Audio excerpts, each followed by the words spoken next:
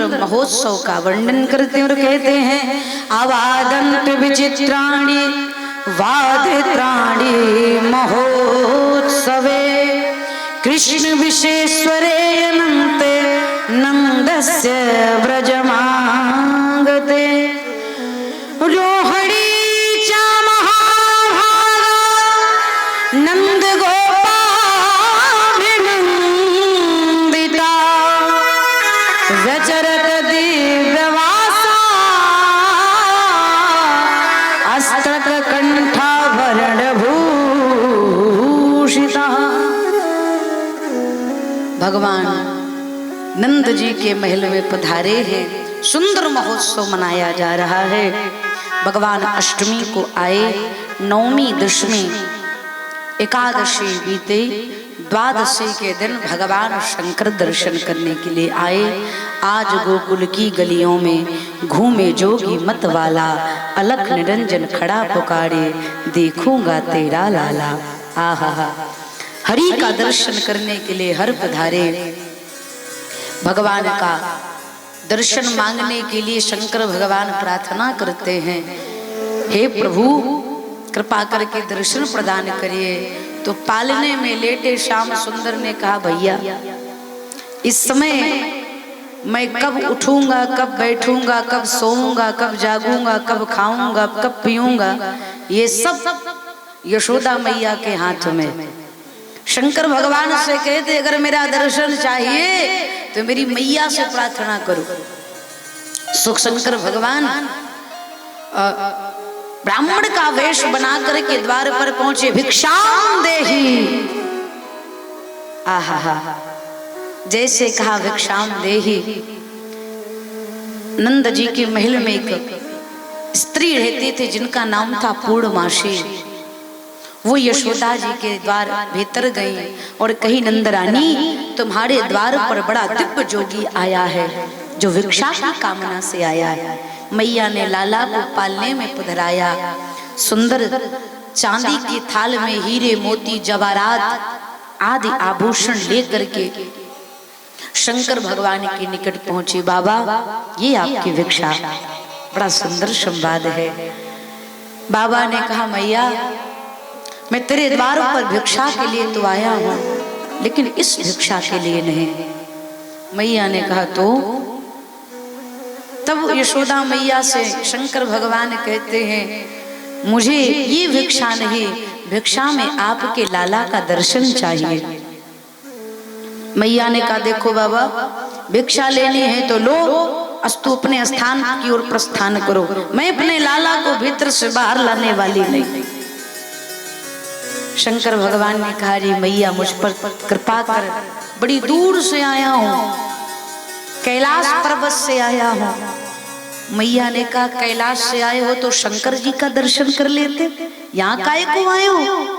शंकर भगवान कहते हैं, मैया शंकर का दर्शन करना सहज है, क्षीर सागर में विराजमान नारायण का दर्शन करना सहज है, लेकिन जो रूप बनाकर तेरे आंगन में तेरा लाला बैठा है उसका दर्शन करना बड़ा दुर्लभ है। हे भोरी मैया मुझे अपने लाल का दर्शन करा दे।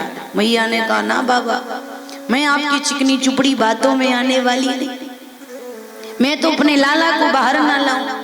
भगवान कहते पालने में लेटे हुए श्याम सुंदर से कहते, प्रभु हम पर कृपा करो, मैया तो लाने से मना कर रही। तब भगवान कृष्ण शंकर जी से कहते, तुमको भी इतनी जल्दी क्यों थी? अरे आना था तो 1 साल बाद आते, जब मैं चलने फिरने लगता तब आते, खेलते खेलते बाहर निकल आता, तुम हमको देख लेते, हम तुमको देख लेते। अभी 4 दिन का हूं और मैं पालने से उतर कर आऊंगा तो मैया कहेंगी ये तो बालक नहीं तो भगवान है, और फिर मुझे भगवान मानकर अलमारी में बिठा देंगी और पूजा करना शुरू कर देंगी, प्रेम करना बंद कर देंगी। इसलिए मेरे बस की बात नहीं, मैया को मनाओ।